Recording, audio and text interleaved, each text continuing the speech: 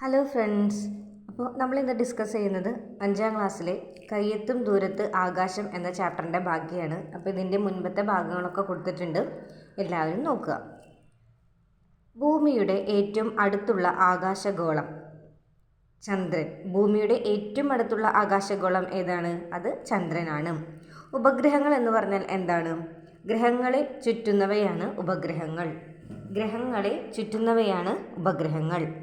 ഭൂമിയുടെ ഉപഗ്രഹം ചന്ദ്രൻ. ഭൂമിയുടെ ഉപഗ്രഹം ചന്ദ്രൻ. ചന്ദ്രൻ സ്വയം പ്രകാശിക്കുന്നുണ്ടോ? ഇല്ല.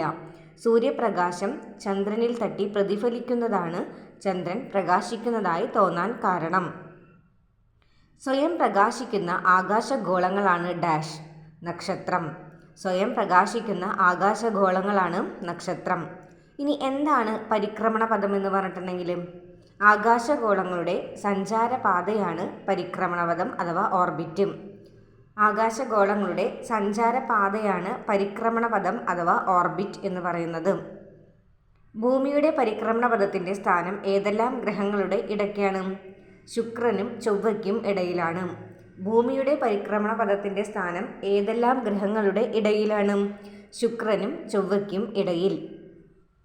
കൃത്രിമ ഉപഗ്രഹങ്ങളുടെ സേവനങ്ങൾ എന്തൊക്കെയാണ്? ഭൂമി സർവേ, വാർത്താവിനിമയം, കാലാവസ്ഥാ പ്രവചനം, GPS കൃത്രിമ ഉപഗ്രഹം. ഏതൊക്കെയാണ്? ഭൂമി സർവേ, വാർത്താവിനിമയം, കാലാവസ്ഥാ പ്രവചനം, GPS.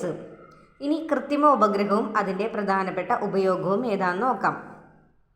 ഇൻസാറ്റ് വാർത്താവിനിമയം. ഇൻസാറ്റ് വാർത്താവിനിമയം.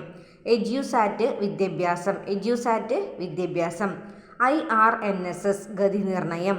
IRNSS ഗതി നിർണയം.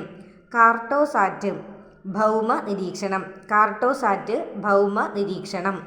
ആസ്ട്രോസ്റ്റാറ്റ് ജ്യോതിശാസ്ത്ര പഠനം. ആസ്ട്രോസ്റ്റാറ്റ് ജ്യോതിശാസ്ത്ര പഠനം. GSAT 7 എമിസാറ്റ് എന്നിവ പ്രതിരോധം. GSAT 7 എമിസാറ്റ് എന്നിവ പ്രതിരോധം. Thank you.